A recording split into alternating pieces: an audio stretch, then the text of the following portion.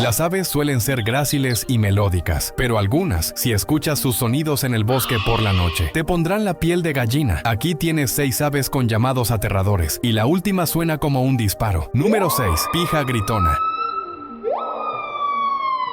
Número 5. Gritón cornudo. Número 4. Abutarda australiana.